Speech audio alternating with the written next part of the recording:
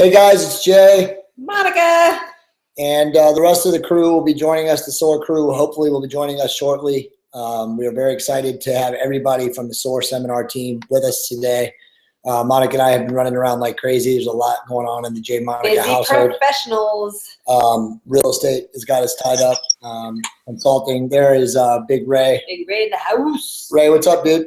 How are you guys doing? Good seeing you guys. What's up? You too, man. Just we were just saying how crazy our life is right now. We're really, really busy. It's awesome. We're thankful and blessed to be as busy as we are, but at the same time, it can present a lot of issues. We've been running around like chickens with our heads cut off today, but hopefully everybody's going to join us. I know Alex said he was going to be joining, and Brett said that he would try to call in, and I think Jim is calling in too. And that's it, man. So Ray, I'll jump in real quick. We're going to talk about the official date of SOAR for those guys and people out there watching. We have a bunch of people that are registered to attend and watch, so we're probably going to have quite a few people, at least if they show up based on their entry on email. But what are your thoughts on SOAR? I know we tried to roll out last week and talk a little bit about it. We had some technical problems, but what were your thoughts on SOAR? Are we recording? Yeah, it's live, dude. We're live. People are watching. My thoughts on SOAR.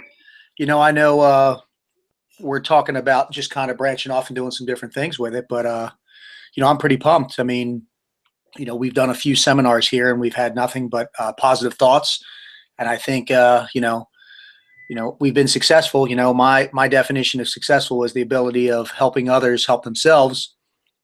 So you know, between the minds that we have doing this seminar that that we all believe in wholeheartedly, I think it's it's just a win-win.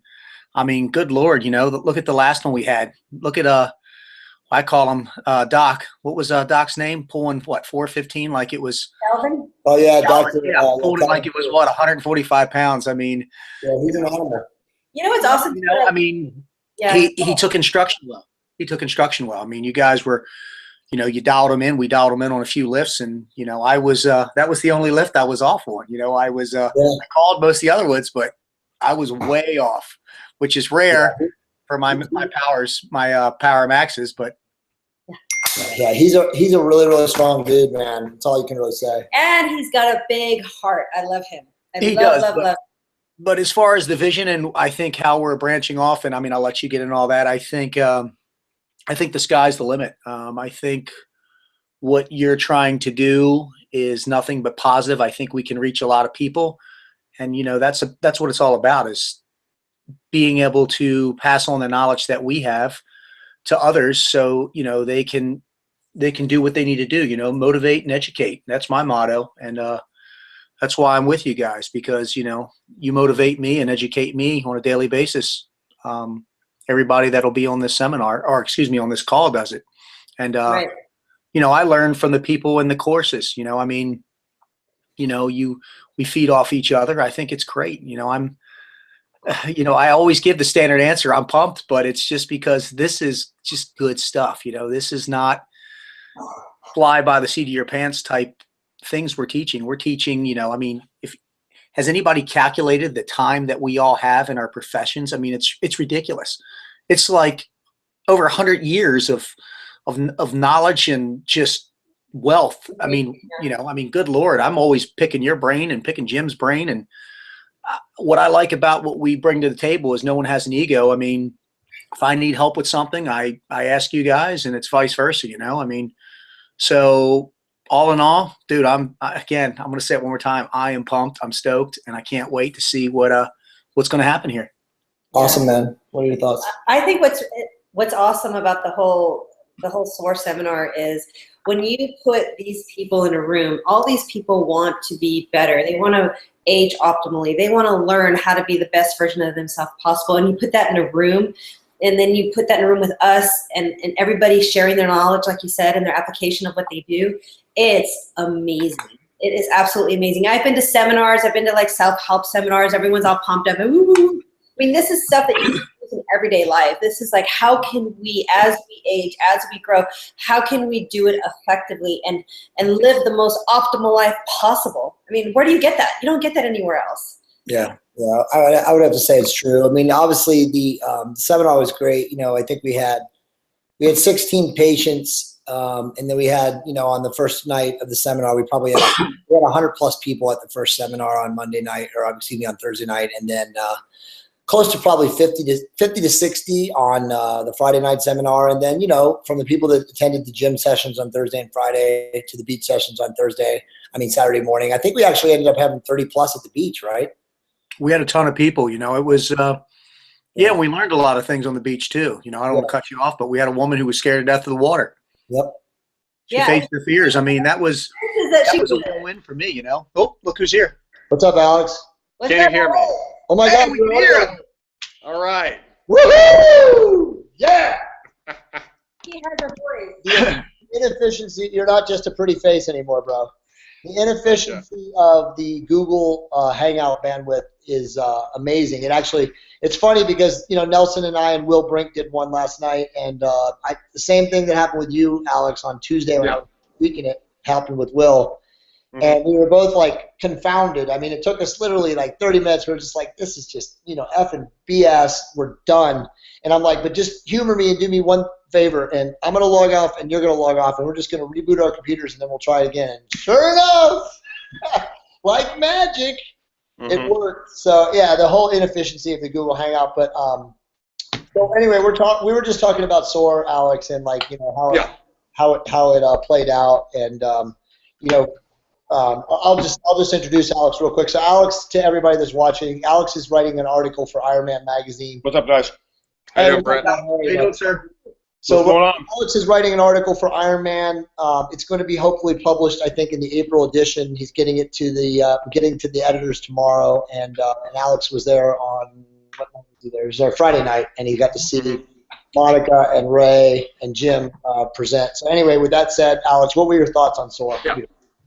Oh wait, let me turn the lights on here. You know, it was a phenomenal event.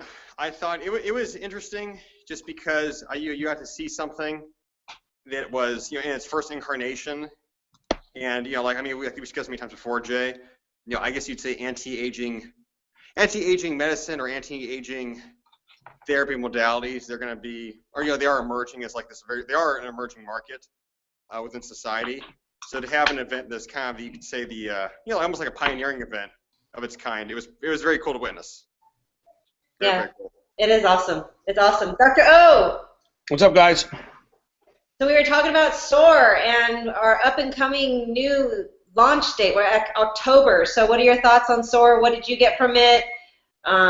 What is it that you want to put out there? Yeah, it's good. It was a great you know, it was a great seminar, and it's becoming a little bit more of a sort of you know, an entity you know, on its, you know, of its own self. It's growing, hopefully growing exponentially, and you know, really has a life of its own. So we are encouraged by the fact that it's so well received by people. I'm always amazed at you know, not this time as well as last time.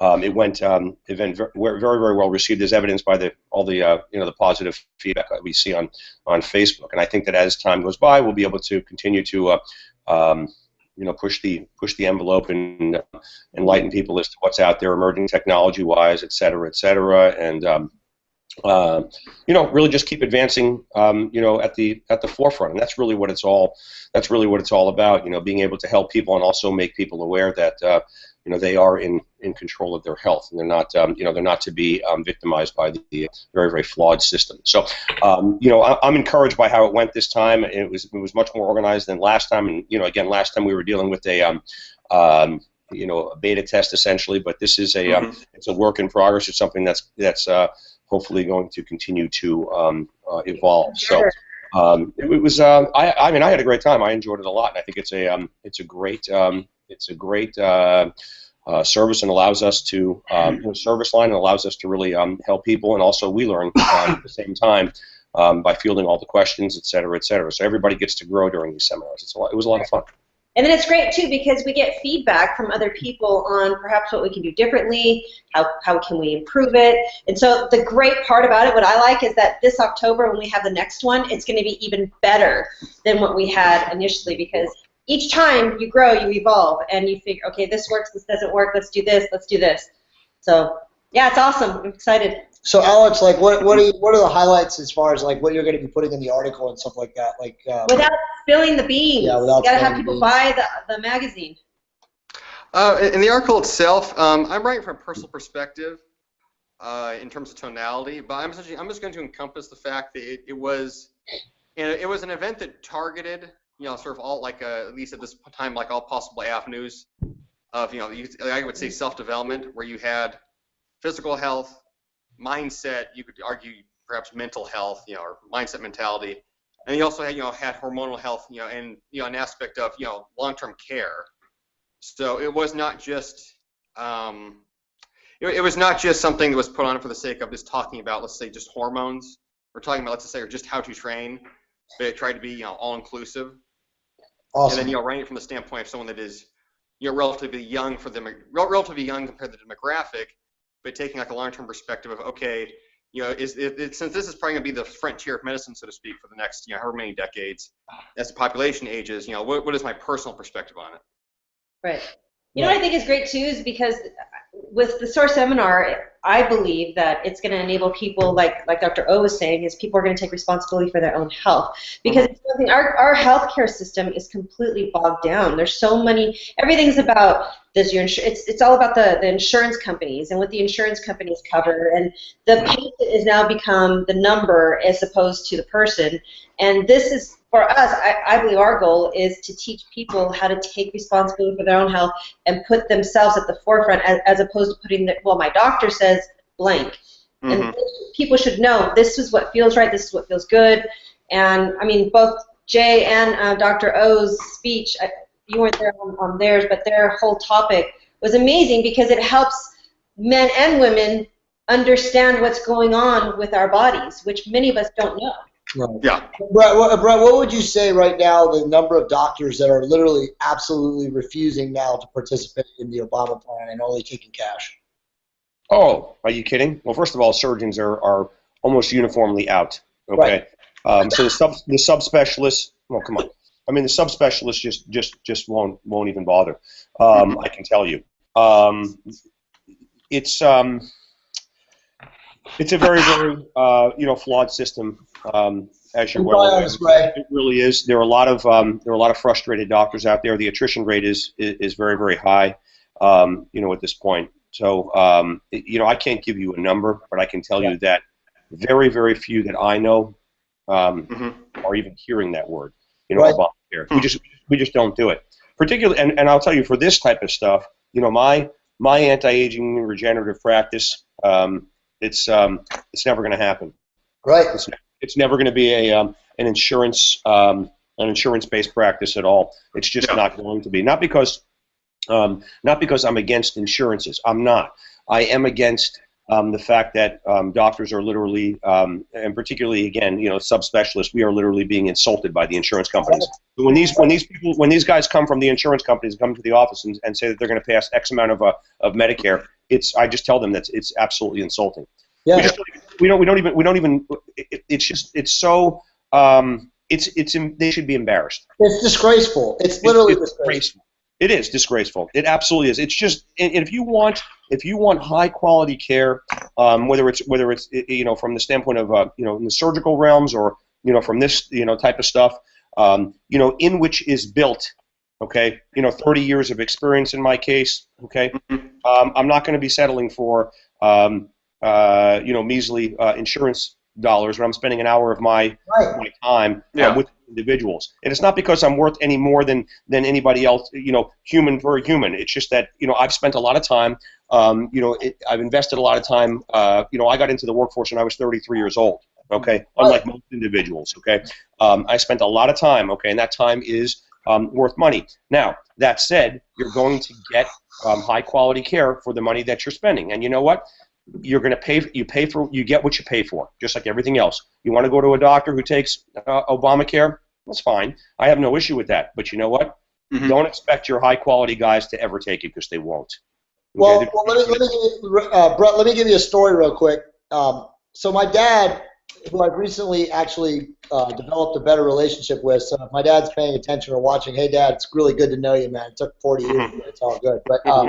But realistically, my dad told me, and my dad is a very, very successful retired multimillionaire, and he literally told me the other day the story of him calling up his whatever practice in Atlanta, Georgia, you know, his doctor or their managed care. And again, he's a well-to-do guy and has a really amazing benefits plan with his previous company, his pension, all that nonsense. But he said, Jay, there is no care for my generation. He's like, they triaged me and told me that to get a physical, it would take 8 months.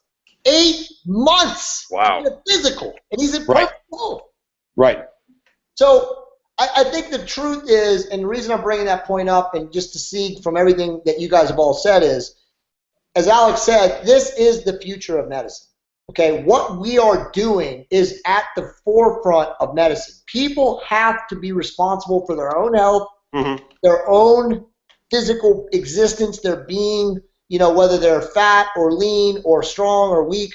This is all things that they cannot at all, absolutely no chance, rely on their quote-unquote doctor or the medical profession.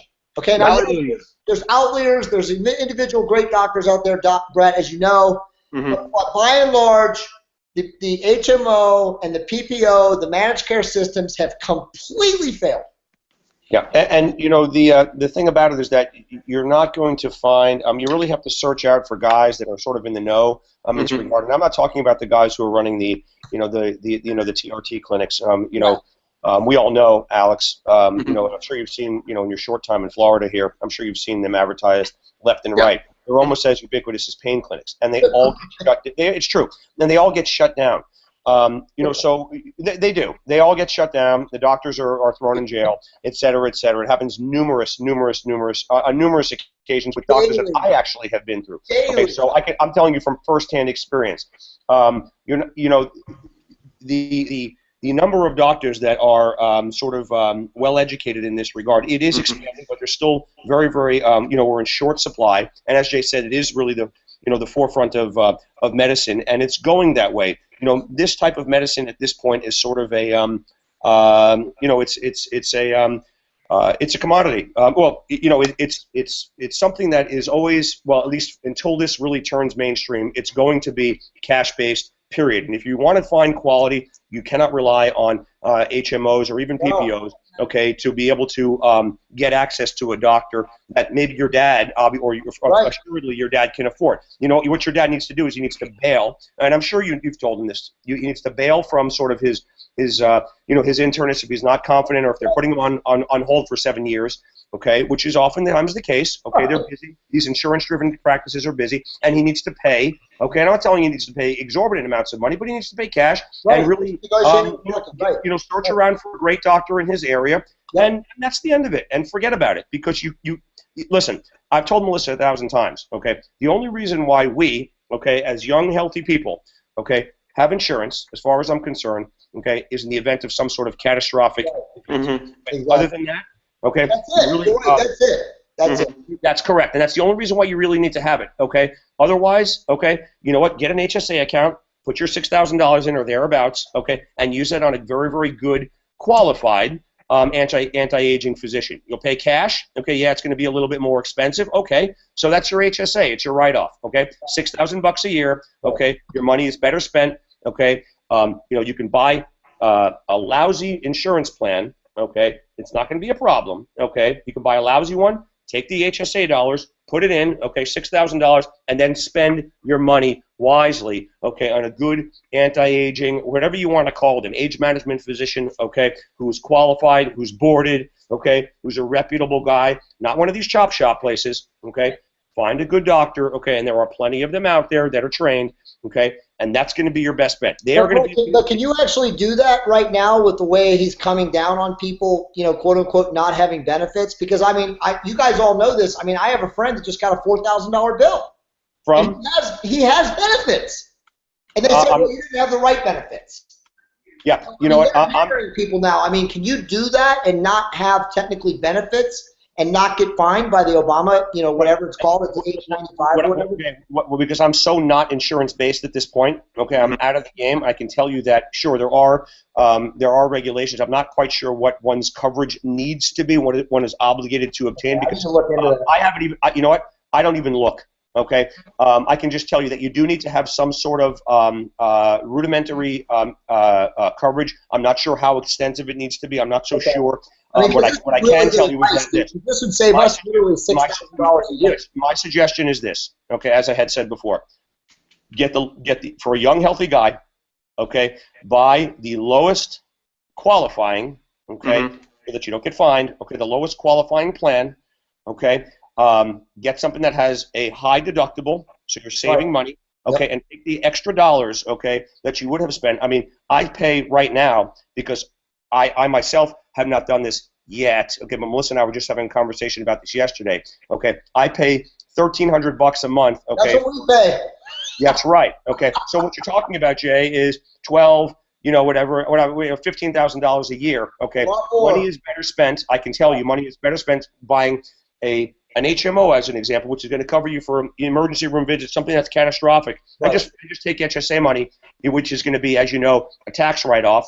Right. Put $5,500, whatever it is, $5,400, I forget what it is. Okay, and I think it's 6. You're right, it's 6. Yeah, and find yourself a good forefront. I have one. He's in fucking West Palm Beach. Yeah, HR.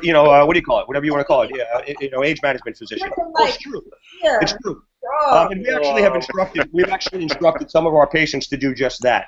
Forget about it, and we'll take care of you from a medical standpoint, because you got to remember, most of the patients that I'm taking care of, they're not 70 and 80 years old. I mean, yeah, I do have the outliers, okay, but we're talking about guys that are our age, okay, right. So say whatever, late 30s, 40s, 50s, okay, great, okay. Some I have some 60-year-olds, and I have one 90-year-old. I told you that I'm doing this for. But you know what? Most of these people, they come and they get their carotids checked, they get their echoes, they get their lower extremity Dopplers. They have a paucity of disease, risk factors at this point. Yeah, some of their inflammatory markers are a little up. They're early in the process. Do they need to be paying $15,000 a year for health insurance? No, they just don't. No. Same thing with your dad, Jay. Hopefully he's a healthy guy. Does he need to be running around and waiting in line and getting frustrated and paying $15,000 a year for? No, he really doesn't. He should have some sort of rudimentary insurance, basic, so that he doesn't get fined, okay? And then he should just find some qualified boarded guy who can take care of it and keep him at the forefront of the emerging technologies. Because I'm going to tell you, by the time the insurance doctors get access to these emerging technologies, which we call sort of contemporary, they're technologies that we are now using, okay? We are now using. It'll be another 10 years. I mean, I had a doctor in my office today. Hold on. I had a doctor in my office today who came to me for an age management consult. A doctor. He's an internist, local guy, reputable. Okay. I showed him the battery of tests that we do, and I said, your body fat percentage is 30%. Your visceral fat score is 11. Your inflammatory markers are off the chart. Do you even test for any of these things? Did you know? He goes, testosterone level in the crapper. I said, did you know you had any of these problems? He goes, well, I was just sort of sluggish. I said, did you ever get tested, test yourself for these things? You know what he said to me? Every once in a while I put the EKG machine on. No. I said, dude, that is like putting the stethoscope to your heart, okay, and saying, well, I have an S1 and an S2 and I don't have any murmurs and my lungs sound really good, okay? That does not mean you're not going to have a heart attack tomorrow. And we see that all the time, okay? So even these guys, and this is a young guy, he's my age, okay? So this is a guy that is practicing internal medicine right now, okay, but he's an insurance-based practice, okay, but he has little clue, okay, about the genesis. Well, it's true, and I'm not saying that doctors in general just don't have a clue. It's just that typically these analog doctors, as I call them, the stethoscope doctors, okay, they're a bit behind the times. Yes. Yeah. Okay? I think you're being nice when you say 10 years they'll have our technologies we're using now. I'd say it's probably 15 to 20. You may be right. I don't know, but my whole point of that long, circuitous answer is that you got to find somebody who is going to be worth your while. Pay him or her cash. Okay, that's where you're going to find the quality. And I will tell you that also applies to surgery. Okay, the best surgeons in the world. Okay, the guys who trained me in New York. Okay, insurance. You say you take insurance. You know what they do? They look at you and they go like this. What's that? Yeah, exactly. What's that? All right, well, Alex, real quick, what kind of benefit plan do you have right now? I mean, you're a perfect example of this. You're 26, obviously, in the prime of your physical health years. Do you have any kind of benefits plan? Do you have any benefits plan? Yeah, I think it's something under California covered care. Yeah, I honestly cannot tell you the specifics of it at all. Right. I really don't know. I haven't been. I mean, I haven't had a need to go to a physician and. That's my point. Alex, you should have just a high deductible plan that just covers, and in the event of some sort of catastrophic. Hold on. The only reason I bring it up, Alex, is I'm not joking, and Brett probably knows this, and Ray will get to you in a second. They are fining MFers. Okay, you don't have the right plan, you're going to get a bill from Uncle Sam, and they're going to hit you between the eyes. Yes, they will. Hopefully, you have just the minimum. Be careful. Ray, what about you? I mean, obviously you're a SEAL, you've got all this stuff, but like, how is your benefits like comparatively to all of ours? Like, is the benefits now that you get from the government as a former military guy, is it still good or does it suck? Well, I'm a 70% vet with the VA just because of my past, and I have taken civilian health care. We use Anthem, and I think we're getting ready. We have Anthem too. And, you guys hit it right on the head. I mean, I'll give you an example. This is more with dental. My daughter, we brushed my daughter's teeth. She had a lot of crowding. She had a lot of this. I'm not a dentist. They had to pull 10 teeth. 10 teeth. Yep. Anesthesia, this. We're supposed to have this great, health care, dental care plan. Means nothing. I paid a 1 with 3 zeros behind it. Yep. It's like, let's be honest, there are no benefits. Brett's advice is legit. You've got to find a great doctor. You got to pay him out of pocket. You got to get in the gravy train with him. You got to be in the smooth spot. There is no benefits. I mean, whatever it is, regardless of our political affiliation, whether we're Republican, Democrat, whatever, the Obama Medical Act was the greatest tax levy in the history of mankind. Period. End of story. Everybody got fucked. Nobody is, avoiding it unless, I guess, you work for the Senate. I mean, everybody got screwed in some capacity. So you got to make, like they say, you got to make lemons out of lemonade or lemonade out of lemons. I mean, it's a disaster. But at the end of the day, you don't want to get a fine, So that's great advice, though, Brett. I'm going to definitely look into that. I'm probably going to blog when I figure out like exactly what people need to do, because you're right. I mean, I've been told that the HSA thing was something that, if you work for a corporation or work for a company, you could get something like that built, but as an entrepreneur, you're limited because there's a certain standard of, like you called it, you have to have some minimum standard, and I don't think that minimum standard allows you to contribute a maximum to an HSA. But I got to find that out. That's really good advice. What do you think, Steve? Tired of that. No. When I went to the doctor, one thing I wanted to put in is when I went to the doctor before I saw Dr. O in Florida this past time. What a debacle that was. Oh my God, you guys, it's so sad because most clinics and most organizations don't know how to treat healthy people. They were like looking at me like, Right. and there's options for women too, because you don't have to get a mammogram. You can do thermography. There's different things. Thermography can actually pick up on a tumor or something before even a mammogram can. And they had even no idea what a thermography was. No. They had no idea. And I'm asking them questions. She's like, well, I don't know what that is. Yeah. I don't know. Like most of the questions that I asked them, they had no idea. And then they started asking me questions about, well, what do you do? How are you so healthy? And I'm like, oh my God. Well, I mean, again, it just comes back to what Brett's saying. I mean, if you literally think that you're going to walk into an HMO facility or a PPO facility and get good, qualified treatment, you're not. No, you're not. And if anything, you're going to walk in more frustrated or walk out more frustrated than you did when you went in, and you don't need that, especially if you are ill. Yeah. And I think all of us can relate, with the exception of Alex right now. And I'm sure in 3 years that'll be different. But no, well, because he takes care of himself. No, I'm talking about kids, dude. Let me get to it.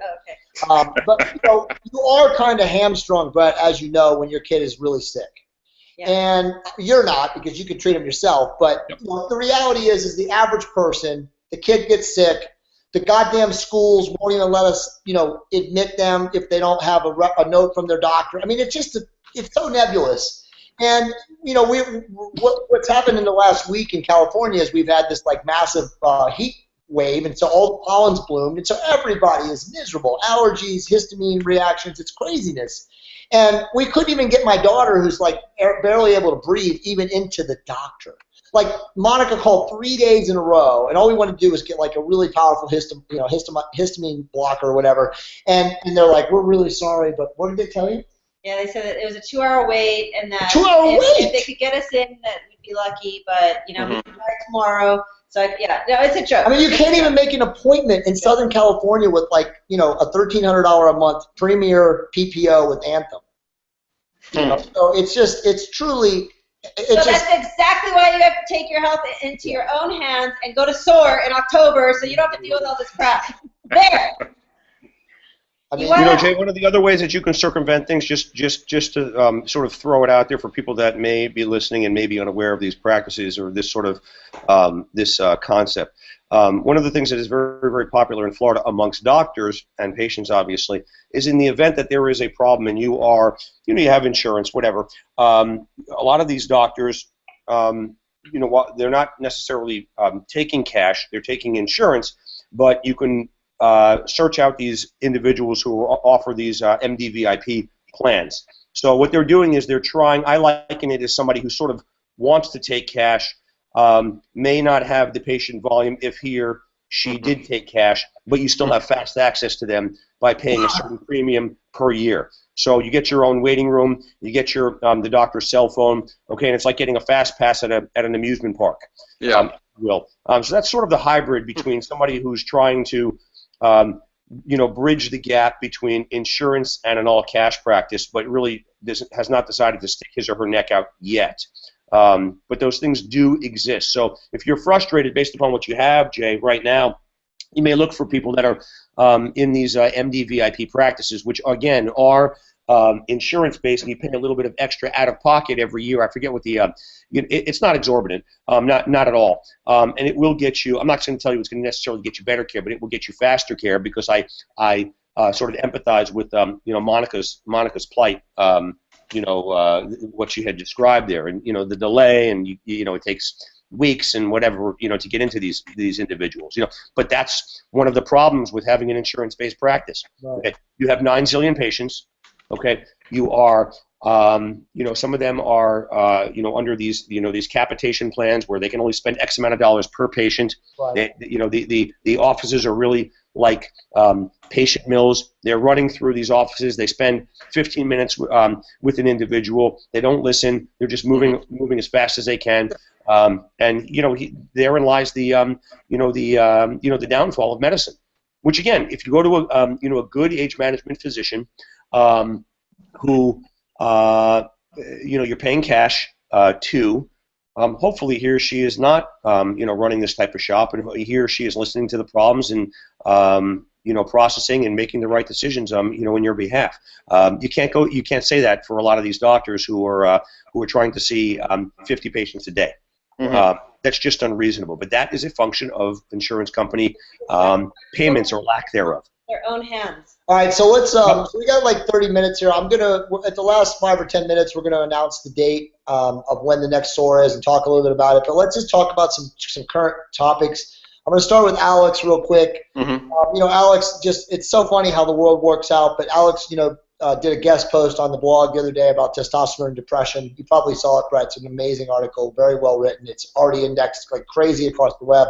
And yeah, then, I think I like it. And then, of course, the next day, yesterday, we get this landmark study that every goddamn news media outlet in the world has picked up about. Wow, testosterone may actually help the elderly. But before I get you guys comments on it, I'm fascinated by it because it's amazing how many you know, web properties, sites, whatever, media groups have picked up on it, and it's hilarious to me. Again, it's my opinion, how the ones that are quote unquote like extremely liberal, extreme social justice have it as, well, it didn't prove anything and it's negative, and then the like conservative business type publications have it, well, it's amazing and it showed that it helps old people. So I'm just kind of blown away that they can take the same data and one news media organization can spew it as total shit and it's worthless and it means nothing. And then half the other guys say, hey, this is amazing. You know, wow, testosterone works. So what are your thoughts on it? Oh, Jesus.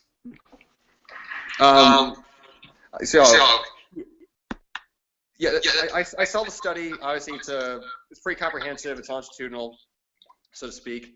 I think from a societal perspective, I find it ironic that it's essentially taken like a healthcare crisis situation for, let's just say, hormonal health to be accepted as being important, one, and then two, you are finally having this paradigm shift within the media that's been essentially this anti-testosterone the last 20 years of, oh, you know, we have a population of geriatrics that are dying, they're unhappy, they're costing us a fuck ton of money to care for them. Oh, testosterone is actually therapeutic. And essentially, the thing I think it will end up, the reason why I think it'll end up making an impact, honestly, is that it will be extended to the fact that if you give older men testosterone, they end up costing you less money from a care standpoint. So, and at the same time, too, you have this societal current where, let's just say, to be overly journalistic, Western society in certain aspects is in decay. So there's a lot of people that find this very encouraging that, you know what, it's good to be pro-testosterone. Testosterone is a positive thing, a positive aspect of health. Yeah, it's not just some bullshit, you know, it's steroids and you're a drug act mentality to it. You know, I mean, so overall, like, I mean, like, I'm really happy, like, the article that I wrote, you know, essentially timed right after that got released, since I would figure and anticipate there's probably going to be a lot of, like I told you, Jay, earlier, like a lot of copycat, either SOAR kind of stuff or copycat, like pro-testosterone stuff now coming out, like, oh, testosterone's good, you know, after, you know, reversal of position after so many decades. So it'd be interesting to see how it unfolds, honestly. Awesome. Brett, what are your thoughts? No, I just think that, you know, I have to, you know, I echo his sentiments, and you know, it's good to see some positive data for a change, you know, as opposed to all the you know, the blasphemy, you know, that's you know, that's existed, you know, for so long. So I mean, maybe this is you know, something you know, along the lines of you know, we're gaining, you know, momentum, and we're trying to you know, we're breaking some of that negative inertia, if you will, you know, for the better, and hopefully this will be sort of a gateway towards you know, to encourage others to do research and really prove you know, what you know, the majority of people sort of in the anti-aging sector have already you know, concluded for themselves based upon their, you know, their individual experience. So I think it's just a matter of time before the you know, before the you know, the tide really changes. You know, and this is a good thing. I mean, you know, we were sort of going, you know, this way with it, and at least now we're sort of we just went like that yesterday or whatever, and now hopefully we're going to, you know, go you know, the opposite direction, you know. So we'll see what ends up happening. There are always going to be the naysayers, obviously, like with everything else. But you know, one of the things that I thought actually was quite interesting, and just so you know, and this is just an aside, but it's really something that you know, somebody should write a good blog on. I was thinking about doing it, and I've always said this. What's interesting is that they one of the benefits that they did see is, if you saw the graphs, was that it actually affected these individuals' ability to walk. Right. And you know, that's important because, you know, why that's important to me, and you know, again, I've been thinking about this for about a year now. One of the reasons why I think testosterone works, it's not because necessarily that, sure, it improves this you know, symphonic, if you will, arrangement of hormones that our body needs to exist, or optimizes that symphonic arrangement, if you will. But one of the reasons why I think testosterone actually does work, indirectly or directly, is because it allows people to just be more mobile, and by virtue of their increased or augmented mobility, or their maintenance of mobility as we get older, that lessens the incidence of disease, because, as you know, a sedentary person is a sick person. So testosterone, I think, by virtue of the fact that it gives you more energy and less fatigue, and allows you to walk more, which again I found very interesting as almost as an endpoint, you know, that they had based some conclusions upon. Somebody actually is probably thinking along the same lines, which is really that's encouraging unto itself. Because I'm a firm believer of the fact that, I have this 90-year-old patient who I have on testosterone. Yes, a 90-year-old patient who's on testosterone. Probably the oldest living person on testosterone in the world. But you know what? He's the guy sharp as a tack.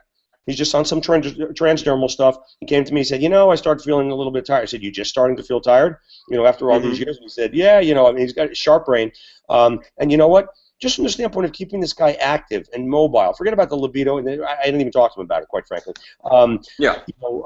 Just from that standpoint alone, if I can keep this guy active for another, an additional year or two, that unto itself, will stave off to some degree some of his disease. So I found it very, very interesting and encouraging, that they actually did use that as one of the study endpoints, because there is something that's very, very real about that. Forget about the muscle mass, forget about the the strength, forget about the libido, forget about just from the standpoint of an individual's ability to stay mobile, protective. So I think that's critical. Yeah, no, I mean, so my only comments, Ray, you can jump in here and say, my only comments are, again, that I watched okay, so first off, let me go back. So during the day yesterday, I started getting bombarded. I saw your post on Facebook, Brett, you posted earlier in the day, one of the cohort studies, because as you know, everybody picked this thing up. But I started getting bombarded by people with text messages with the NBC story on the East Coast especially, and they're like, holy shit, Jay, why didn't they interview you for this, blah, blah, blah, this is amazing, thank God, this is great light. And so I was like, oh, shit. And then I watched it on NBC, and I was absolutely blown away, because I literally watched it fully expecting at any various point for the bomb to drop and it be turned upside down and say that your brains were going to fall out and your balls were going to shrink. And there was not one negative bad thing in the entire interview. And so it was 7 minutes long. I got to the end and I was just thinking like, holy shit, this is fucking awesome. Yeah. And then I wake up this morning and all of the quote unquote UPI, Breitbart, CNN, all the big news signs now have their own spin on it. And I'm not kidding you. And Alex, you've seen this because you're on Twitter. 75% of the articles, Brett, have a negative spin. The same data. 75% of the news media spins the goddamn thing negative. Always going to be a naysayer. What is going on? It's like it's a hologram. I mean, it's like. Yeah, it's there's so much, like I said, there's so much negative, whatever you want to call it, negative inertia, if you will, that it's going to take a while, and like I said, we're here. We need to sort of continue to creep, with more and more positive data and really revert this thing back in the other direction. It's going to take more than one study because, the media, the attorneys, everything else, is all negative. And I will tell you, there's money to be made, in the negativity, from the standpoint of attorneys and lawsuits and things like that. Oh, absolutely, there's money to be made, a lot of money to be made. You guys know this, okay? Let me tell you something. We have had similar situations in medicine with inferior vena cava filters, which prevent, pulmonary emboli and things like that. Oh, please. It's a disaster. Those things have saved so many lives, from fatal pulmonary emboli. And then you have, a couple of things that, that are problematic, filters, migrating, et cetera, et cetera. But everybody forgets how many millions and millions of lives have been saved by virtue of IVC filters. So there's always going to be the naysayer. There's always going to be the, the negative data, always. And it's going to take a while because there's been so much negative data and so little positive data, to revert this, in the other direction. Hopefully just in time, we just got to keep plugging away like everything else, But it's at least there's something, at this point. So I'm happy to hear that. Yeah. We just got to keep pushing. Yeah, no, I agree. So we got about 15 minutes left here. Alex, why don't you tell everybody that's out there? We've got a bunch of people watching right now, but why don't you tell everybody a little bit about yourself? I think some of these guys probably are watching do know who you are and stuff like that from your connection to our ecosystem. But just tell everybody a little bit about yourself, what you're doing right now at Relentless in Vero Beach, and how you can probably influence some people to come to SOAR, because it's really like our bread and butter market. Yeah, a little bit myself, but actually before I forget this, Doctor, what you were saying about the benefits of essentially testosterone to walking, I say this for the neurocoordination benefits. I guess if you get into to use a term loosely, the science of motor coordination. Testosterone does have a profound effect on essentially motor neurons and just force output. I was going to add too, though, there's also the standpoint that testosterone's been, let's just say, strongly correlated to have a preventive effect to Alzheimer's and dementia. Right. Which I don't know. I don't think that was actually in the study that was released recently. But that's just one of those things where it doesn't get talked about often enough. But there are neuroprotective benefits to having optimal testosterone levels as you age. Yep, I've seen that data. Yep. Yeah, like that data exists, and it's one of those things that just gets essentially brushed aside as unimportant. But anyway, relative to myself, I guess to bounce off that. But by trade, I am essentially just a personal trainer. I've had the I would say the privilege and the opportunity to work in the industry in a lot of different aspects. So I, as a current personal trainer within a fairly high-end market in Vero Beach, the clientele that I work with is predominantly let's just say 30 to middle age. So they're people that are seeking long-term health, longevity health. That's my current training practice, the gym I work at. And then, beyond that, I do work for John Mills in the bodybuilding realm. I do a lot of writing work for Elite FTS in sort of this educational realm of the fitness industry. I've done obviously some work for Ironman in regards to writing, and I believe I'm an advisor on their board, and then Muscle Mag, a few other magazines. So for anyone, I guess, listening to myself, I essentially occupy sort of this intersectionary position of a fitness professional, where I both train, educate, and speak right, all in the same practice, which is, I've essentially how I encountered, all of you guys and encountered Jay. Awesome, man. Well, awesome. Wait, but the cool thing about Alex is not only is he in touch with his masculinity, he's also in touch with, I don't know if you'd call it feminine, but he was a ballet dancer at one time, and that got some moves, and he flows. Alex is a fascinating dude. The fact that he's not even 27. You're not 27 yet, right? Not yet. He's still 26 and years old. And he's about 1,000 times smarter than I am. Okay, Monica. Ray, are you still alive? Ray? Just listening. Okay, man. What are your thoughts? We didn't really get any of your thoughts on the whole testosterone stuff that's coming out in the marketplace. Actually, you know what? It's a good question because Will was talking about that yesterday on the Hangout. What would you think? What are the percentage of guys in special ops, from SEALs to Rangers to all of those guys? What do you think? How many of those guys are using testosterone or performance enhancement? Like, what would you say the percentage of guys are? Are almost all those guys who are active operators, are they on something? Or what are your thoughts? Prescribed or not prescribed? Both. I would, if I was hypothetically making a comment, hypothetically, Right. I would say over 50% of individuals are. Right. And that's a combination of both legally prescribed and also guys just using underground stuff in foreign countries. Yes, but back in the day, before a lot of this was offered, and guys were younger, our method of doing that, and I'm not embarrassed to say it, was we would go to a pharmacy, and we would figure it out, and we were a bunch of fucking idiots because we didn't have the knowledge we needed, and we were injecting too much stuff. Right. I was one of the guys that did that, so obviously had to just take a step back, educate myself. Again, that's how I met Brett. I was doing everything wrong. Because we think we know everything. That's the problem with special force guys. Our ego is our worst enemy, but you know this better than any of us, like what is the military stance now with obviously guys like Brett out there, really awesome progressive anti-aging and regenerative medicine docs? Is the military pushing special ops guys to legally, be prescribed testosterone, assuming again they need it? I mean, obviously they have a medical need for it, or is it still shunned and they're not pushed and it's not talked about? I want to watch what I say here. I don't want to say put you on the spot, man. It's not frowned upon, but it's not talked about so much. I've had individuals that I've worked with and in a community that I'm familiar with come to me and ask me questions. Have I directed them into the correct directions of where to go?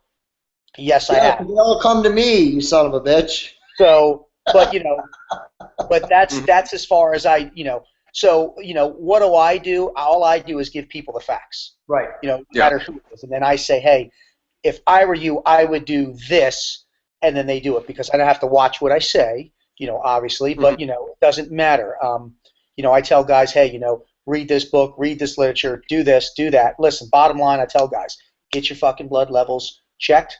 If they're low, then, then you can do this right, and with our bodies and the way we've hammered our bodies, back in the day, we didn't have nutritionists. We had what's called a roach coach. We were eating a quesadilla every day and throwing it down with a bag of chips, and we were working out. We weren't getting enough sleep, and we weren't getting all this stuff where I know Alex and Doc and you could all the scientific bull crap with that. But bottom line, we were punishing our bodies, and as we are evolving, we're getting smarter. Now guys are kind of taking a step back and going like, I post what I do. I'm proud of what I do because I'm doing it legally and I'm doing it with the best doctor that I know on the planet, who is also my friend too. So all I tell guys is, hey, you need to do A, B, C, D, and then after that, it's up to you. I tell people I'm not a salesman. I'm the worst. I'm the worst fucking salesman on the planet. All I do is I tell people this works, or he works, or the group that I'm with works. And then from that, people will base it off of reputation and base it off of their own levels. But literally, I've had guys that are in their 20s that have talked to me. And again, I'm not a doctor. Right. They've given me symptoms where I'm educated enough to go, hey, I think you need to speak to so-and-so, or you need to do this. Right. And come up with, you need to sit down with a professional. And that's what I've done. And I think it's obviously it's bettering our military. It's it's bettering your soldiers because it's not only from a bigger, stronger, faster standpoint if we want to kick ass. It's from we're healthier from the inside out. That's what Doc Osborne. That's what I was about to say. Me about. I was about to ask you that, Ray. I just find this fascinating since obviously you are by definition say an operator. I mean you're one of obviously a very select group where you have guys where you represent literally an investment of essentially, let's just say millions upon millions of dollars. Mm-hmm. And I mean, if you can answer or can't answer this, I understand. But like, is there no real, let's just say, higher up the chain directive of we need to manage these guys' internal health and educate them? Is it more so once you go through the periodization of training that you are on your own, so to speak, with your self-education? This is what I'll tell you. The teams are given nutritionists now, and there are PAs, and we do have doctors. Okay. And I think sometimes opinions vary from command to command. But I think as we're getting more conclusive evidence and education and literature, the pros outweigh the cons. Bottom line, I'll go talk to a guy and say, listen, if your levels are low and you're this age, and I'm smart enough, I've been educated enough by Doc and reading books, they should be between this and this. All I can say is if you get your blood levels done and you are low and you take care of this, what I can say from my point, and I am the medical moron here, is it will increase your lifespan, and you will feel better and healthier, and you will be, more sexually active. I mean, you guys were talking about all this legislative bullshit and stuff. There's really no cons to what we're doing. There's not, if you do it right. It's not like I'm going to the drugstore and I'm just hitting myself. I mean, if I have a question, I have a doctor. I have the best doctor on the planet. I'll ask him a question, and he'll literally tell me yes, no, or he'll give me the answers. Yeah. So it's a win-win. You guys were talking about all that crap about, all the good and bad. Legislators, congressmen, and politicians are the one that don't let the good stuff come out, because if they do it, I'll put it in layman's term, it's like making all cars work off of water. Right. Which they can do. It's just they don't do it because it would kill the economy. It would kill the economy if we did that. I mean, it would kill sick. It would kill sick care in a lot of aspects. Yeah. Brett, what do you think the percentage of the special ops guys in their early to mid 20s who've been, in the field, quote unquote, for 2 or 3 years are suppressed? A very, very high percentage. Right. And again, it just goes back to, listen, this is all physiology. I'm a data guy. I'm a fact-based guy. Okay. When you're running at high cortisol levels all the time. Okay, I had a nice slide of this, Jay. You saw it. Yep. Okay, Alex, I'm sorry you missed it, but it's a perfect. I'm you're very, very well versed in in these in these physiologic mechanisms or these pathophysiologic mechanisms. But there's a cortisol steal phenomenon, and you basically just deplete your whatever your hormonal precursors, prohormones, call them whatever you want, by diverting all of your substrate, if you will, your molecular substrate into the cortisol pathway. So you divert down the, you shunt everything to making cortisol, and you make no sex hormones. Okay. Yeah. By virtue of that, we see guys. There's a ranger patient of mine that you guys know who came in and testosterone levels I think his total testosterone level was well below 100. Right, it was like 40. He was in his 20s. He was 20. Come on. And we see patients, some of these spec ops guys, and it's not just the spec op guys. It's any guys that are out there that are being deployed frequently. Right. Okay, we physiologically are going to drive our cortisone levels up. Okay, during the flight or fight response. Okay, it's during the fight response. And it's just natural to deplete your body's prohormones and drive production of cortisol in lieu of your sex hormones. They're going to be hypogonadal, period. Okay, so I would say that the numbers, Jay, probably somebody that's on active deployment, if you were to test them out in the field after they've been deployed for, I can't give you a time, but say as an example, after say 6 weeks, running on high cortisol, getting shelled at night, et cetera. Listen, I have one of the guys, I can't mention any names, who's a spec op guy, obviously not Ray, who sent me a text last week, and he said something like, or a week and a half ago, and he said, couldn't get back to you last night because he had tried to get in touch with me. I couldn't get back to you last night because we were getting shelled. The place that I was in was come on.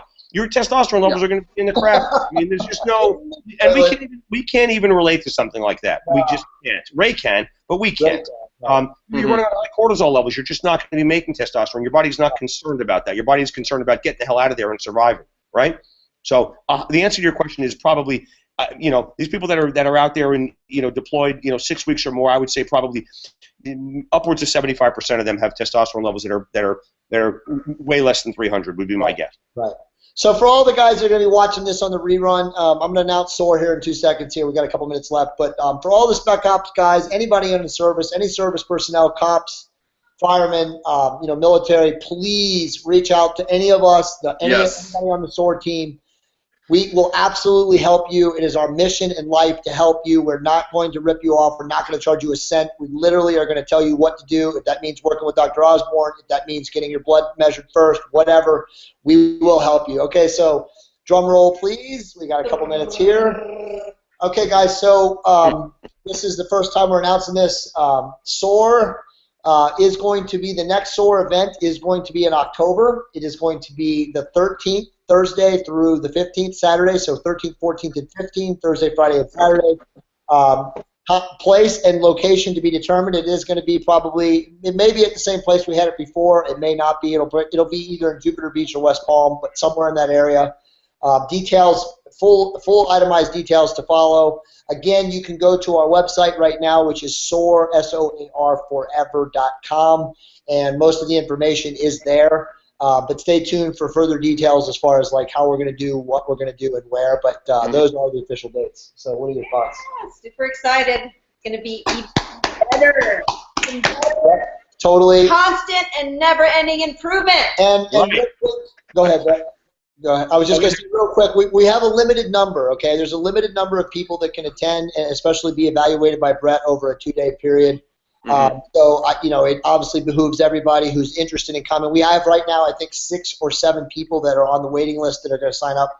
So I don't know, Brett. We're kind of thinking out loud right now. I mean, are we looking at maybe 20 patients, 30 people total? I mean, what are your thoughts? Yeah, I think that's probably reasonable. I can get 20 done. Seen and spend adequate time with those individuals during that 2-day period. Right. It would, the 30 would be really a question that I have to divert over to Ray. I've had conversations with him before. We're talking about 10 just dedicated trainees that are not going to be evaluated. So because I cannot see 30 patients in 2 days, Right. No, impossible. it's impossible.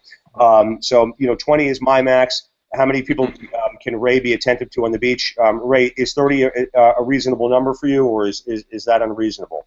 I've got another SEAL or two standing by to help out at any time. So Okay. yeah, that number is easily doable. Awesome. Okay. Awesome. Yeah. Okay, cool. So yeah, guys, we're like I said, soarforever.com. You can reach out to any of us on the web. Very easy to find us. We're all active on Facebook. You can, most people that are watching this probably have easy access to us. Brad, are you in your practice right now, or are you at home? No, I am. I'm now home. Oh, cool. I didn't know I could go. Okay, cool. So anyway, we're at 5:30. We're right up against it, guys. Thanks for everybody for coming on today. Much more information to come about SOAR. Again, if you're interested, please reach out to any of us. We definitely have a special price for service personnel. We have a special price for couples, anybody that wants to bring a buddy, a husband and wife team. And then also we do have special pricing if you just want to attend the seminar on Thursday and Friday night. So a bunch of different price. It's kind of an a la carte model depending on what you want to do. Reach out to us. Check soarforever.com over the next couple of days. And until then, final thoughts. Awesome, man. Okay, guys. Well, thanks for joining. We will talk soon. Alex, I'll be in touch. Ray, have a good night. Brett, I'll talk to you soon. Thanks, guys. Adios, everybody. Great night. Bye-bye. And is that it? All right.